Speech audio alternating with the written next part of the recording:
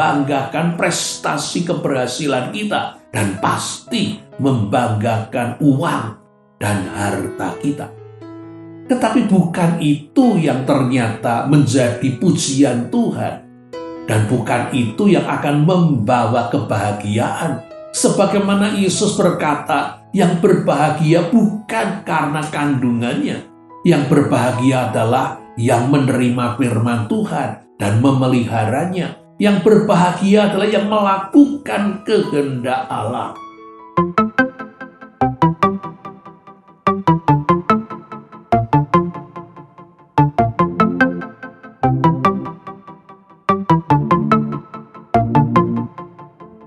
Shalom Bapak Ibu, Saudara-saudari, selamat bertemu kembali dalam seri Walking with God bersama dengan saya.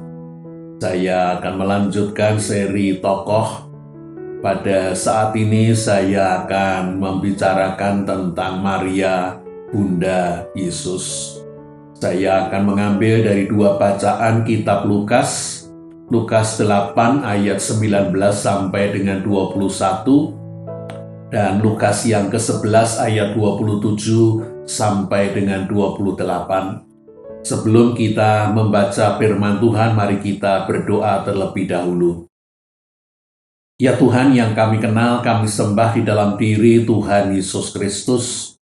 Tuhan yang mengasihi kami, yang sudah menyelamatkan kami. Kami bersyukur untuk segala sesuatu yang sudah boleh kami terima, kami alami, kami lakukan, bahkan juga panggilan Tuhan supaya kami hidup menjadi rekan sekerja Tuhan. Sekali lagi Tuhan, kami datang memohon ketika kami akan membaca sebagian dari firman Tuhan. Terangilah hati dan pikiran kami, dan bahkan berikanlah kepada kami hikmat dan pewahyuan Tuhan, sapaan Tuhan secara pribadi.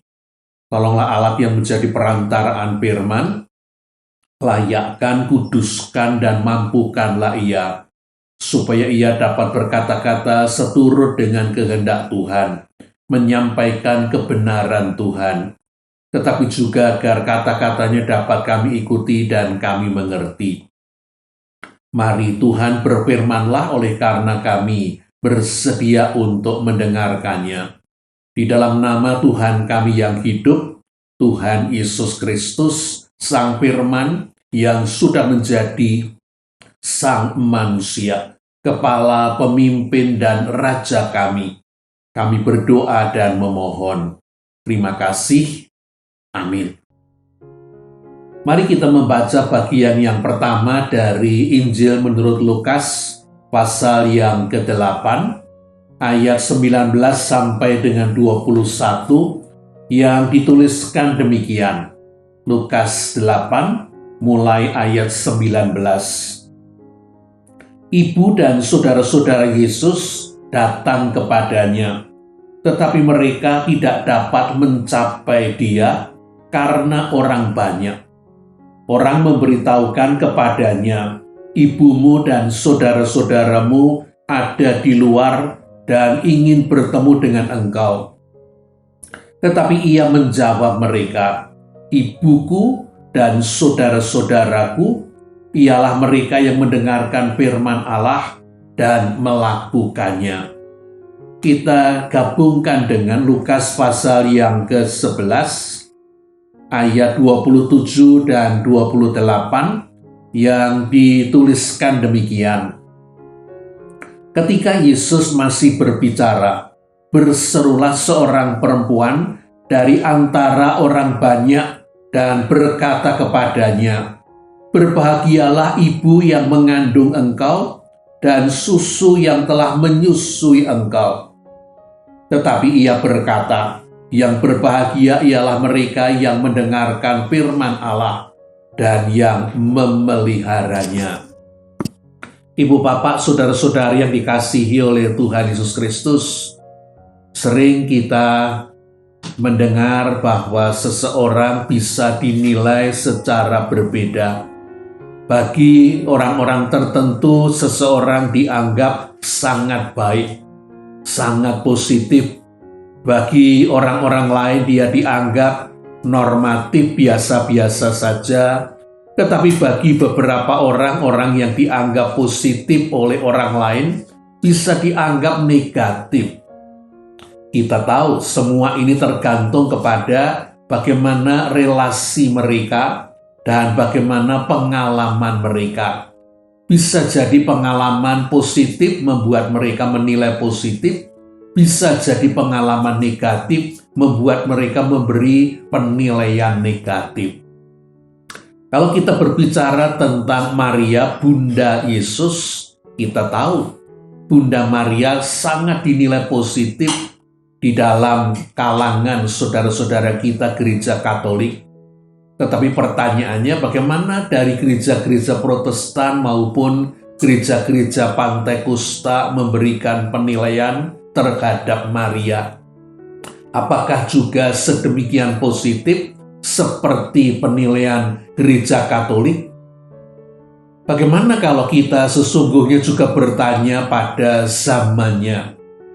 Bagaimana Maria dinilai orang-orang yang hidup bersama dengan dirinya, dan bahkan bagaimana Yesus sendiri sebagai anaknya memberikan penilaian tentang ibunya. Mari kita melihat kembali bacaan yang tadi, Lukas pasal yang ke-11, ayat 27 sampai dengan 28. Ketika seorang ibu yang mendengar Yesus mengajar dan berkhotbah, dan ia kagum dengan Yesus, dan dia segera berkata, "Berbahagialah ibu yang mengandung engkau, dan susu yang menyusui engkau." Ibu ini, entah kenal dengan Maria atau tidak, sesungguhnya sedang mengatakan bahwa Maria sebagai ibu Yesus pastilah berbahagia, berbangga, karena memiliki putra seperti Yesus ini. Seorang rabi, bahkan mungkin juga seorang nabi yang pengajarannya menarik, bahkan memiliki kuasa untuk melakukan berbagai mujizat dan mengusir setan-setan. Tetapi bagaimana Yesus menjawab? Apakah jawaban Yesus ini bernada positif atau bernada negatif? Yang berbahagia ialah mereka yang mendengarkan firman Allah dan yang memeliharanya. Apakah Yesus mengiyakan seruan perempuan tadi bahwa ibu Yesus berbahagia karena mengandung Yesus, memiliki putra Yesus?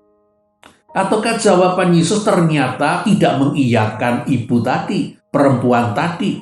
Yesus mengatakan bahwa ibunya memiliki dia bukan sesuatu yang harus dikatakan sebagai berbahagia.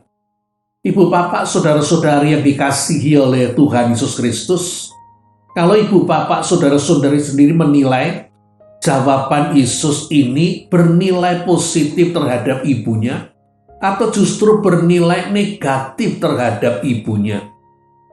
Yesus sesungguhnya mengiyakan Maria mestinya berbahagia karena mengandung dirinya dan memiliki putra seperti dirinya, ataukah Yesus sebetulnya tidak mengiyakan suara ini, kebenaran ini?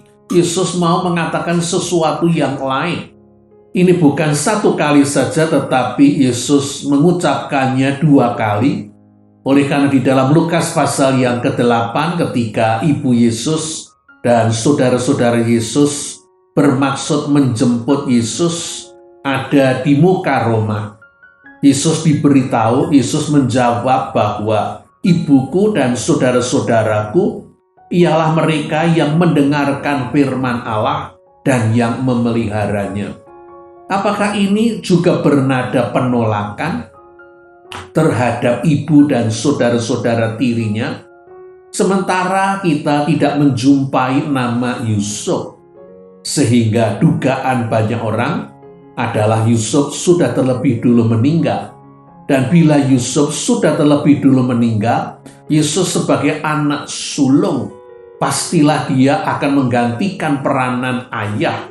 Yesus akan menjadi tulang punggung keluarga. Dan sekaligus berarti ketika adik-adiknya kemudian bertumbuh, Yesus juga yang harus menjadi pengasuh adik-adiknya, pembimbing adik-adiknya, yang mengarahkan hidup adik-adiknya. Jikalau demikian, bagaimana mungkin Yesus menolak ibunya dan menolak adik-adik tirinya? Lebih-lebih kita tahu bahwa Yesus pastilah sebagai seorang Yahudi.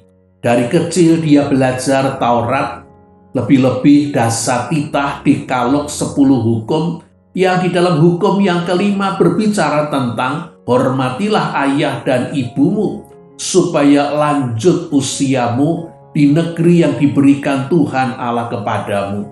Pastilah Yesus tidak akan menolak ibunya.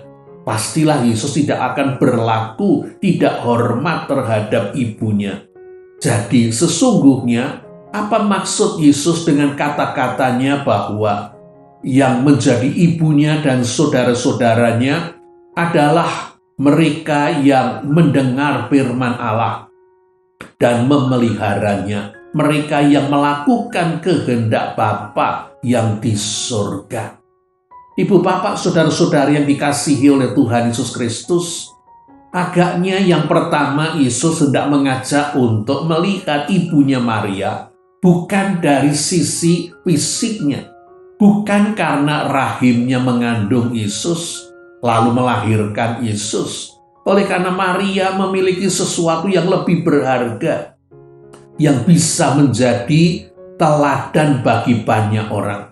Bila Maria menjadi teladan bagi banyak orang, berbahagia karena kandungannya, orang lain tidak bisa berbahagia seperti Maria. Oleh karena orang lain, wanita-wanita lain, ibu-ibu yang lain, apalagi bapak-bapak, tidak pernah mengandung dan mengandung melahirkan Yesus.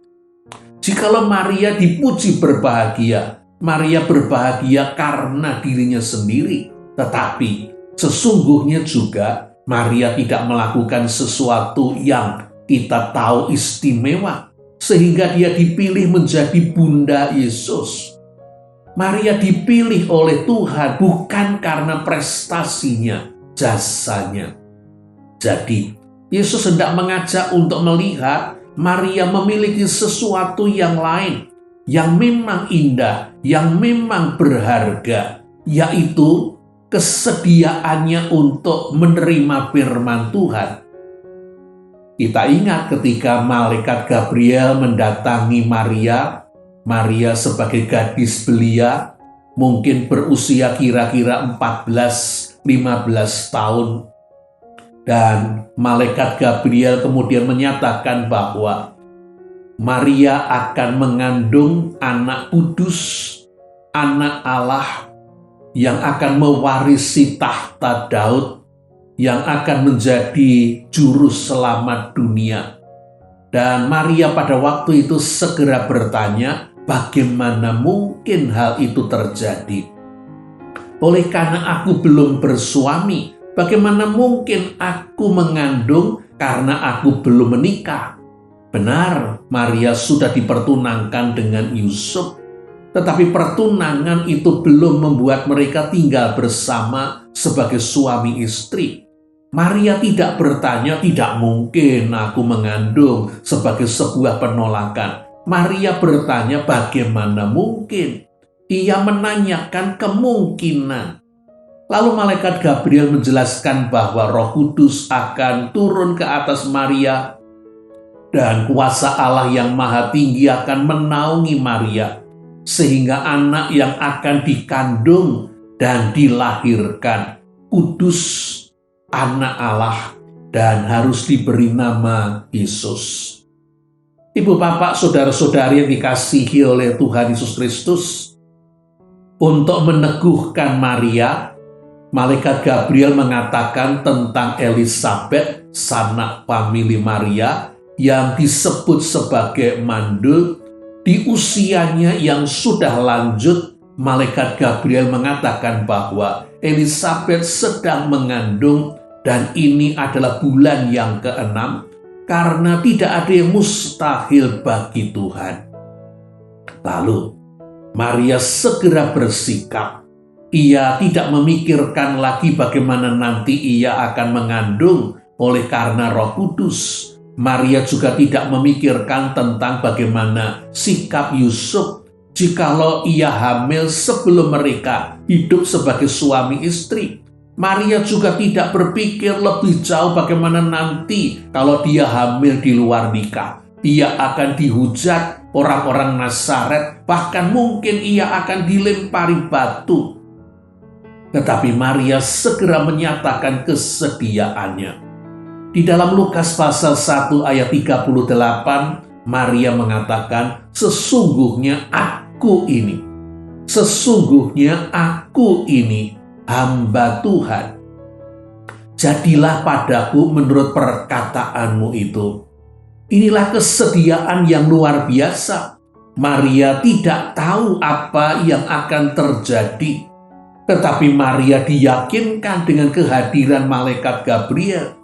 Tuhan bukan cuma mengirimkan utusan seorang nabi, bukan mengutus seorang rabi, tetapi Tuhan mengirim seorang malaikat.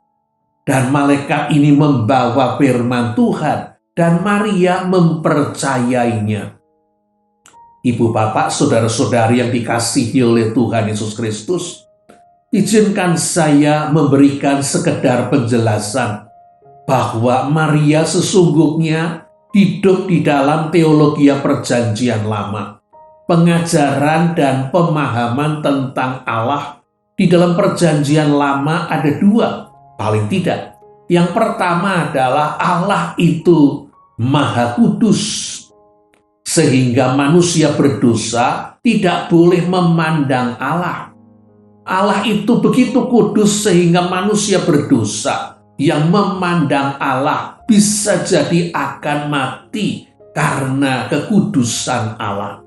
Tetapi sekarang malaikat Gabriel mengatakan kepada Maria bahwa Allah yang Maha Kudus akan ada sebagai janin di dalam rahimnya dan akan lahir sebagai seorang bayi. Dan anak Allah ini justru harus disentuh, dipandang, harus disayang, ditimang-timang supaya ia hidup. Bagaimana ini terjadi? Allah yang Maha Kudus yang tidak boleh dipandang apalagi disentuh. Sekarang dia akan hadir sebagai anak Allah yang justru menjadi bayi yang harus dipandang, disentuh. Yang kedua adalah pandangan perjanjian lama tentang Allah. Allah itu begitu besar. Allah tidak dapat ditampung oleh jagat raya yang ia ciptakan. Lebih-lebih, bagaimana mungkin Allah ditampung di dalam bumi yang dalam bandingan jagat raya, bumi menjadi begitu kecil. Tetapi malaikat Gabriel menyatakan bahwa Allah yang tidak dapat ditampung oleh jagat raya ini justru akan dapat tertampung di dalam rahimnya yang kecil. Para bapak, para pria, rahim seorang wanita itu kecil atau besar? Oh ya, ketika sudah mengandung bayi, lebih-lebih bayi itu sudah sekitar 9 bulan, kandungan seorang ibu itu besar. Tetapi ketika seorang gadis, ketika ibu tidak dalam kondisi mengandung, kandungannya itu kecil. Allah yang Maha Besar, yang tidak tertampung oleh jagat raya, sekarang akan bisa masuk ke dalam kandungan Maria yang kecil. Bagaimana Maria bisa mengerti hal-hal seperti ini? Perubahan yang 180 derajat. Tetapi kita menemukan sikap Maria yang responsif, yang bersedia untuk menerima apa yang dinyatakan Allah, terbuka, bersedia menanggapi, walaupun Maria tidak mengerti apa yang akan terjadi. Dan seorang hamba tidak perlu mengerti tujuan alasan apa yang menjadi perintah tuannya. Tuhan adalah yang mengerti. Hamba Tuhan cukuplah untuk mengerti apa yang menjadi perintah dan bagiannya. Dan Maria menempatkan diri dalam posisi yang seperti itu. Kita menemukan masih beberapa kali Maria akan mengalami keheranan, mungkin juga kebingungan, ketidakmengertian, seperti ketika sudah melahirkan Yesus, sang bayi kudus, di Bethlehem, karena tidak ada tempat sehingga mereka harus berada di sebuah kandang hewan, dan bayi Yesus yang lahir diletakkan di dalam sebuah palungan. Lalu datanglah para gembala, dan mereka menceritakan bahwa malaikat menjumpai mereka di padang Efrata, menjelaskan bahwa hari ini sudah lahir Juru Selamat dunia di kota Daud, Bethlehem. Dan yang menjadi tandanya adalah bayi kudus itu akan berada di dalam palungan. Lalu langit itu penuh dengan malaikat-malaikat, menyanyi paduan suara malaikat. Maria tidak mengerti apa yang sesungguhnya dikatakan oleh gembala-gembala ini.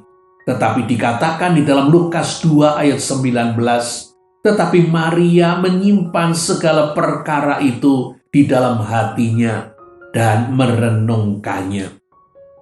Maria tidak mengerti, tetapi Maria berusaha untuk merespon secara positif. Demikian juga kita menjumpai sekali lagi dalam pertumbuhan Yesus ketika dia berusia 12 tahun dan diajak pergi ke bait suci dalam rombongan bersama dengan orang-orang dari Nazaret. Dalam perjalanan pulang, Maria dan Yusuf menduga Yesus juga ikut pulang dalam rombongan bersama dengan teman-teman yang lain. Tetapi ternyata Yesus tidak ada. Dicari juga tidak ketemu, sehingga akhirnya Maria dan Yusuf mencari Yesus dengan arah kembali lagi ke bait suci di Yerusalem. Dan sesudah mereka mencari 3 hari, mereka menjumpai Yesus ternyata ada di bait suci, sedang berdialog, bercakap-cakap, berbicara dengan para alim ulama yang ada di bait suci. Dan ketika Maria menegur anaknya, "Nak, mengapa engkau berbuat demikian terhadap kami? Bapamu dan aku dengan cemas mencari engkau." Lukas 2 ayat 48. Yesus menjawab, ya mungkin bagi kita jawaban Yesus ini terdengar tidak enak. "Mengapa engkau mencari aku? Tidak tahukah kamu bahwa aku harus berada di rumah Bapakku?" Lukas 2 ayat 49. Sesungguhnya Yesus mengatakan bahwa mengapa engkau begitu lama mencari aku? Aku pasti tidak akan berada di tempat-tempat lain. Aku pasti berada di rumah Bapakku. Dan dikatakan bahwa Maria pun kemudian menyimpan segala perkara ini di dalam hatinya. Lukas 2 ayat yang ke-31. Ibu bapak saudara-saudari, ini yang pertama, yang seolah-olah Yesus menolak ibunya sebagai ibu, tetapi mengatakan bahwa ibunya adalah yang menerima firman Tuhan dan yang memeliharanya. Hal yang kedua yang kita temukan sebagai apa yang dapat dimaksudkan Yesus adalah Yesus tidak sedang berbicara tentang kedekatan sebagai keluarga, hubungan darah. Yesus hendak mengatakan bahwa sebagai pengikutnya, orang-orang yang percaya kepadanya, menyerahkan diri kepadanya, sehingga mereka menjadi anak Bapa. Mereka adalah saudara karena satu Bapa. Karena mereka menyerahkan diri untuk menjadi hamba Tuhan, mereka akan hidup dengan melakukan kehendak Tuhan. Persaudaraan karena iman lebih kuat daripada persaudaraan karena hubungan kekeluargaan. Persaudaraan di dalam Bapa dan Yesus dan Roh Kudus lebih kuat daripada persaudaraan karena hubungan darah, karena persamaan suku, maupun karena satu kewarganegaraan, ataupun karena hal-hal yang lain. Dan bukankah kita menemukan kebenaran ini? Hubungan saudara dapat menjadi sebuah hubungan yang kemudian jauh, bahkan mungkin putus. Lebih-lebih bila berbeda iman percaya. Tetapi dengan orang-orang yang bukan keluarga, bukan orang-orang yang memiliki hubungan darah. Karena iman terhadap Yesus, karena ketaatan terhadap Bapa, kita diikatkan begitu rupa. Lebih-lebih bila kita menjadi satu komunitas kecil yang bertemu, hidup bersama, saling menolong dan membangun, bahkan melayani bersama, lebih-lebih menderita bersama. Saudara-saudara seiman bisa menjadi lebih dekat ketimbang saudara kandung. Hal yang kedua yang hendak saya sampaikan kepada ibu bapak saudara-saudari, sesudah apa yang indah pada Maria adalah kata-kata yang disampaikan oleh Simeon ketika Tuhan memberikan dua orang saksi selain Elisabet sebagai yang akan meneguhkan Maria kebenaran berita dari malaikat Gabriel. Tuhan memberikan dua orang saksi, Simeon dan Hana, pada waktu Maria dan Yusuf membawa Yesus untuk disunatkan. Pada waktu berusia 8 hari, di sana Maria dan Yusuf bertemu dengan Simeon. Dan Simeon orang saleh yang hidup untuk Tuhan. Segera menantang Yesus, membopong Yesus dan mengangkatnya. Dan mengungkapkan kegembiraannya bahwa Simeon telah melihat keselamatan yang dari Tuhan. Dan ini sesuai dengan janji bahwa ia tidak akan meninggal sebelum melihat keselamatan bagi Israel itu tiba, melihat Sang Juru Selamat. Tetapi Simeon kemudian mengatakan kalimat yang juga sulit dimengerti Maria maupun Yesus. Sesungguhnya anak ini ditentukan untuk menjatuhkan atau membangkitkan banyak orang Israel, dan untuk menjadi tanda yang menimbulkan perbantahan. Dan suatu pedang akan menembus jiwamu sendiri, supaya menjadi nyata pikiran hati banyak orang. Apa yang sesungguhnya dimaksudkan oleh Simeon? Apa yang dimaksudkan dengan suatu pedang akan menembus jiwa Maria? Walaupun Maria tidak mengerti secara persis, ia dapat menangkap bahwa nubuatan Simeon tentang Yesus akan berakibat sesuatu yang tidak enak bagi dirinya. Sebuah penderitaan, suatu pedang yang menusuk jiwa adalah gambar dari penderitaan. Apa yang akan terjadi di dalam masa depan Maria terkait dengan Yesus ini?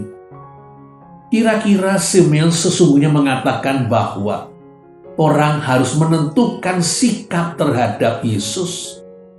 Menolaknya atau menerimanya, tidak mungkin orang bersikap netral.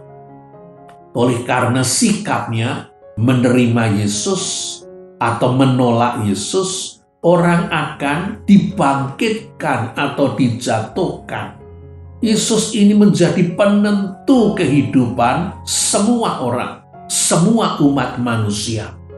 Dan sebagai ibu dari Yesus, Maria yang mengikuti kehidupan Yesus, Maria akan ikut terlibat dalam apa yang dialami, apa yang terjadi dengan Yesus.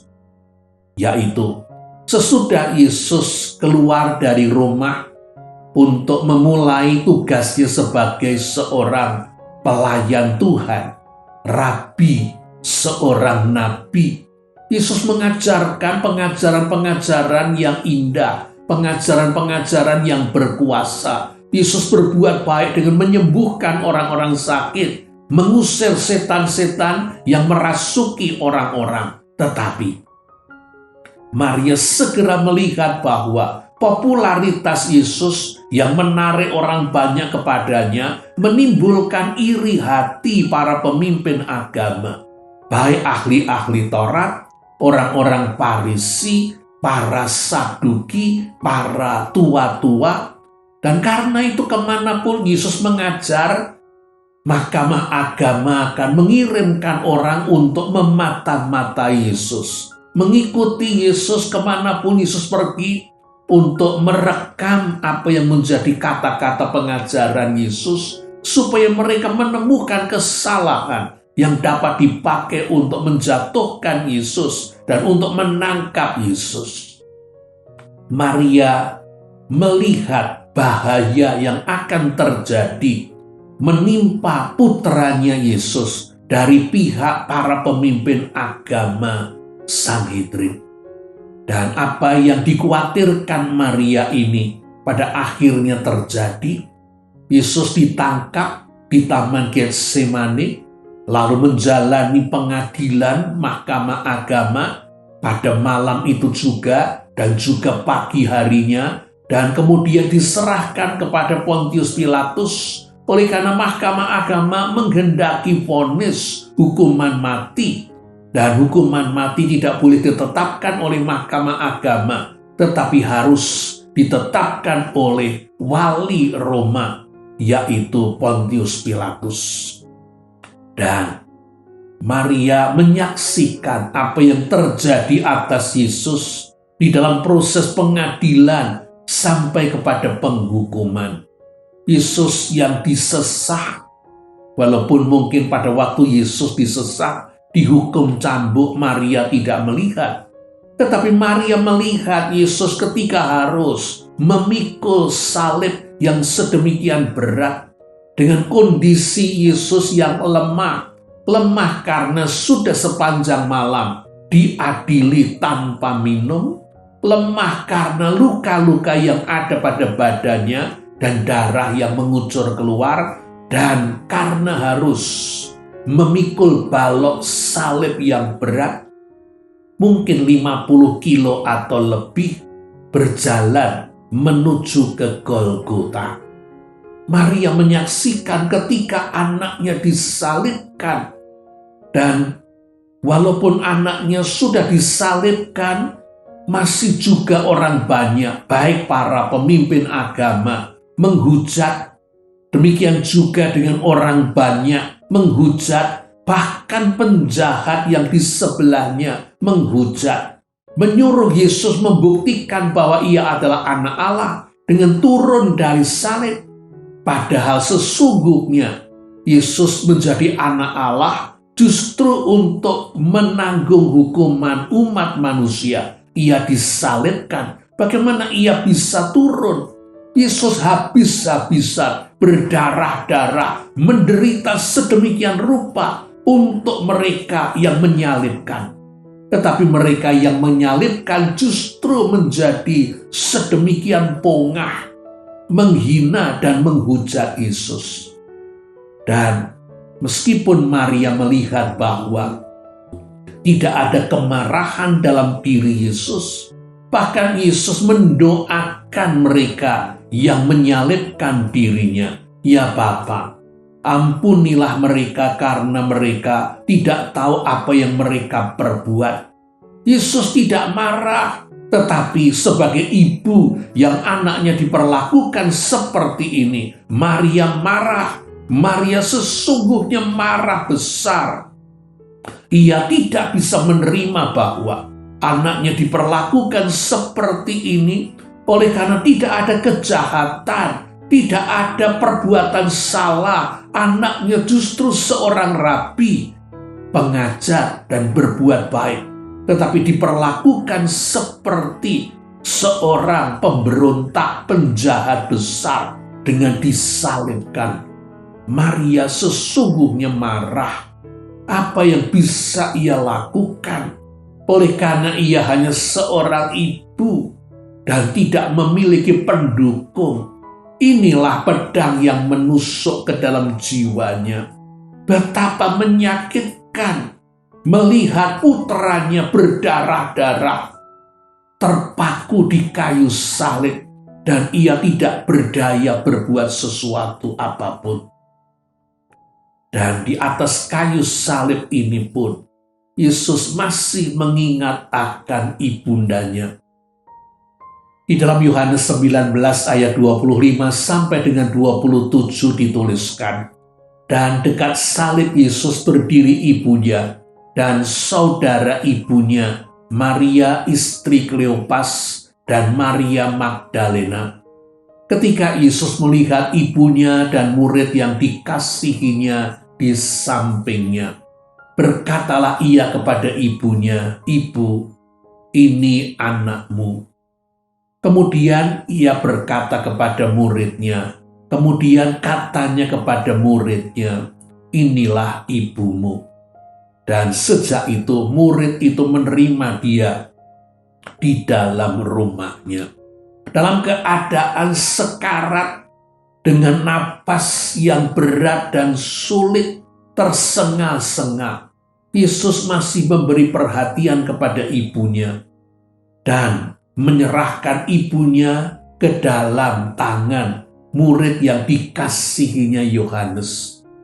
Adik-adik tiri Yesus pada saat itu mungkin belum percaya kepada Yesus sebagai Mesias, dan mereka tidak bisa diberikan kepercayaan untuk menanggung hidup Maria. Karena itu Maria tidak diserahkan kepada yang lain. Maria diserahkan kepada Yohanes, murid yang dikasihi oleh Yesus. Bapak, Ibu, saudara-saudari yang dikasihi oleh Tuhan Yesus Kristus, Malaikat Gabriel memberitakan berita yang indah bagi Maria, bahwa anaknya kudus, anak Allah, akan mewarisi tahta Daud.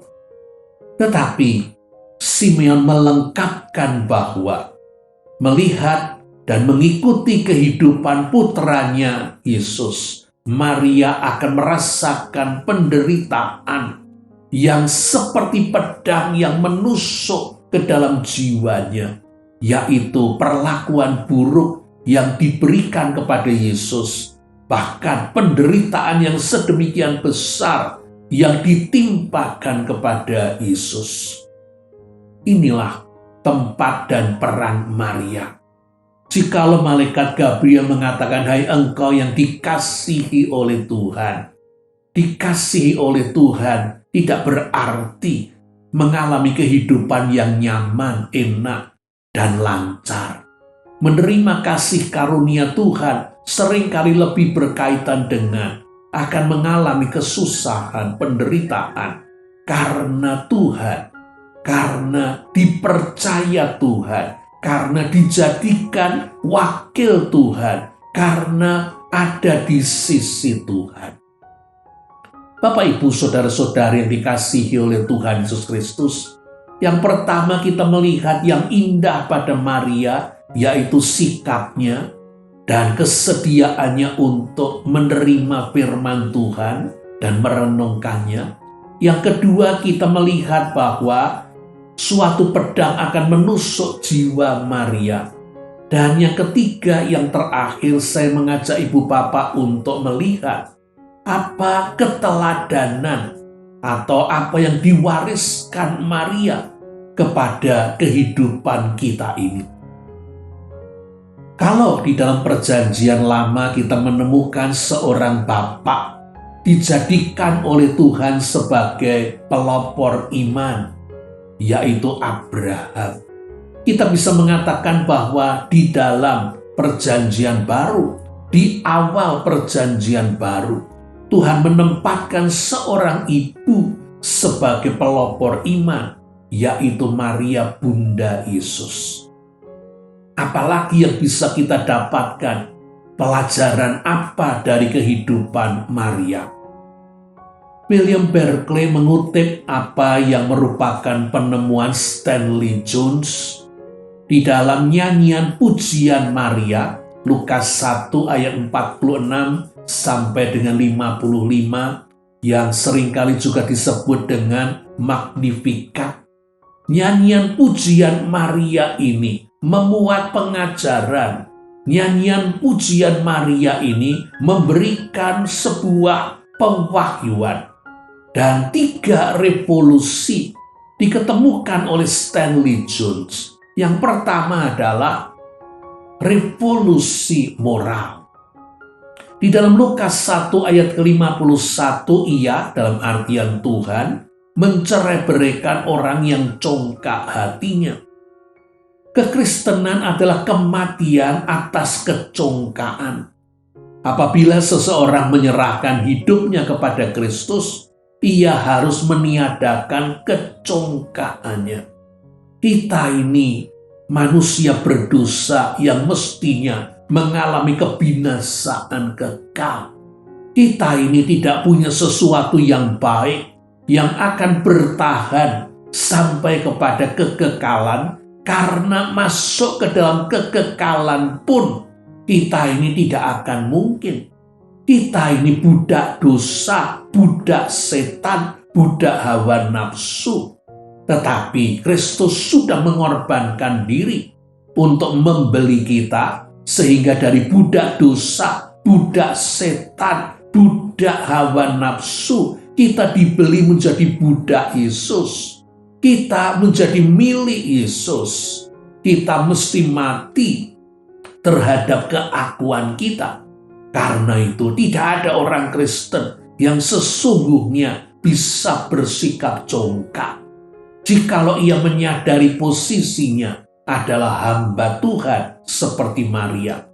Yang mesti kita lakukan sebagai anak-anak Tuhan, yaitu hamba-hamba Tuhan, adalah meninggikan Tuhan, memuliakan Tuhan, dan juga menghargai apa yang merupakan ciptaan Tuhan, yaitu orang lain, bukan merendahkannya. Karena itu bagaimana bisa berlaku congkak? Kekristenan adalah kematian atas kecongkaan. Yang kedua adalah revolusi sosial. Di dalam Lukas 1 ayat yang ke-52 dikatakan, ia, Tuhan, menurunkan orang-orang yang berkuasa dari tahtanya dan meninggikan orang-orang yang rendah. Kekristenan mengakhiri gengsi dan kesombongan duniawi. Bila kita memahami bahwa Yesus mati di atas kayu salib untuk membeli, untuk menghargai, untuk menyelamatkan setiap manusia, kita mesti meyakini tidak ada manusia yang tidak berharga di mata Tuhan. Dan bila tidak ada manusia yang tidak berharga di mata Tuhan, maka juga tidak ada manusia yang boleh kita letakkan tidak berharga dan rendah di mata kita. Kita tidak boleh memberlakukan kasta-kasta, tingkatan-tingkatan sosial. Lebih-lebih bila kita menempatkan diri kita di tempat terhormat, tinggi dan mulia, dan seseorang, orang lain di tempat yang rendah, hina, dan tidak kita hargai sama sekali. Yang ketiga, sesudah revolusi moral dan revolusi sosial adalah revolusi ekonomi.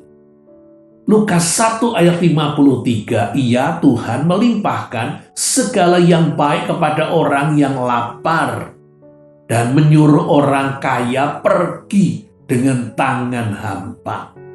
Hal yang jamak berlaku di tengah-tengah masyarakat ialah ketamakan, di mana orang berlomba-lomba untuk mendapatkan sebanyak-banyaknya.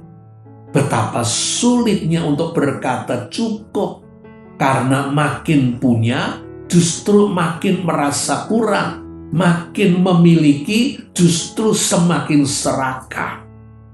Tetapi masyarakat Kristen yang didirikan Kristus sesungguhnya adalah masyarakat di mana seseorang tidak berani memiliki begitu banyak, sementara orang lain memiliki begitu sedikit. Orang-orang pengikut Kristus adalah orang-orang yang tidak bisa berfoya-foya, bersukacita, berbahagia ketika masih ada orang lain menderita, berkekurangan, tidak bisa makan, dan tidak bisa hidup. Seorang Kristen adalah seorang yang mendapat, diberi Tuhan, untuk diteruskan, untuk dibagikan, untuk diberikan. Seorang Kristen adalah seorang yang diberkati, dan untuk menjadi alat berkat. Bukan untuk menjadi laut mati, yang menampung, yang meraih, yang meraup segala yang bisa didapat untuk dirinya, tetapi hanya untuk dirinya dan berhenti untuk dirinya, dan ketika mati menjadi rebutan anak cucunya. Kehidupan orang percaya adalah seperti Danau Galilea, mendapatkan air dari sungai-sungai yang berasal dari pegunungan Gunung Hermon. Dan kemudian Danau Galilea ini mengalirkan airnya keluar. Dan itulah nanti yang ditampung. Dan kemudian yang dipungkungi oleh Laut Mati. Tidak dikeluarkan lagi. Dan justru menyebabkan kematian. Ibu, bapak, saudara-saudari yang dikasihi oleh Tuhan Yesus Kristus. Bagaimana kita belajar dari kehidupan Maria ini? Apa yang kita megahkan dalam hidup kita ini? Adakah kita memegahkan hal-hal yang sifatnya fisik dan material? Kita memegahkan kecantikan kita, ketampanan kita memegahkan kemudahan kita, tubuh yang kuat, bahkan walaupun kita sudah cukup berusia, kita bermegah karena di usia yang cukup banyak, kita ini masih mampu melakukan seperti yang dilakukan orang-orang muda. Mau bersepeda, mau lari, bahkan mungkin olahraga yang membutuhkan tenaga yang lebih besar. Berbangga atas hal-hal fisik, termasuk membanggakan penghasilan kita, membanggakan prestasi keberhasilan kita, dan pasti membanggakan uang dan harta kita. Tetapi bukan itu yang ternyata menjadi pujian Tuhan, dan bukan itu yang akan membawa kebahagiaan. Sebagaimana Yesus berkata, yang berbahagia bukan karena kandungannya, yang berbahagia adalah yang menerima firman Tuhan dan memeliharanya. Yang berbahagia adalah yang melakukan kehendak Allah. Adakah kita ini berbahagia karena kita ini hamba Tuhan? Ataukah kita ternyata merasa sebagai hamba Tuhan, kita ini menderita, kita ini dikorbankan, kita ini mengalami hal-hal yang tidak enak, dan membawa kesulitan dan kesusahan dan penderitaan? Adakah kita bersedia untuk berbahagia sebagai hamba Tuhan? Kalau kita memakai apa yang terjadi atas Maria, adakah suatu pedang yang menusuk jiwa kita, jiwa saudara? Adakah saudara, ibu, bapak, saudara-saudari sedang mengalami kesulitan, kesusahan, penderitaan karena pelayanan, karena melakukan apa yang merupakan kehendak Tuhan, karena memberlakukan kebenaran? Apakah kita bersedia untuk menanggung dan menerimanya? Demikian juga apakah kita melakukan kehendak Tuhan dan terus sedang berusaha melakukan kehendak Tuhan, yaitu mendengar firman Tuhan, yaitu mengerti firman Tuhan dan melakukannya. Dan bagaimana cara ibu, bapak, saudara-saudari untuk menerima firman Tuhan, untuk mendengar firman Tuhan? Apakah ibu, bapak, saudara-saudari melakukan disiplin membaca Alkitab? Apakah ibu, bapak, saudara-saudari melakukan penggalian Alkitab, berusaha mempelajari Alkitab secara pribadi maupun berkelompok? Apakah ibu bapak saudara-saudari selalu berusaha untuk membuat penerapan pribadi sesudah mendengar khotbah dalam kebaktian hari Minggu ataupun dalam persekutuan ataupun dalam kesempatan, tidak berhenti sampai pada memahami apa yang menjadi firman Tuhan, tetapi sampai mencari apa yang Tuhan kehendaki untuk kita lakukan, apa yang harus kita ubah, apa yang harus kita singkirkan, buang, apa yang harus kita mulai untuk kita lakukan, karena yang diinginkan Tuhan belum kita lakukan. Bagaimana kita bergaul dengan Tuhan melalui firman Tuhan?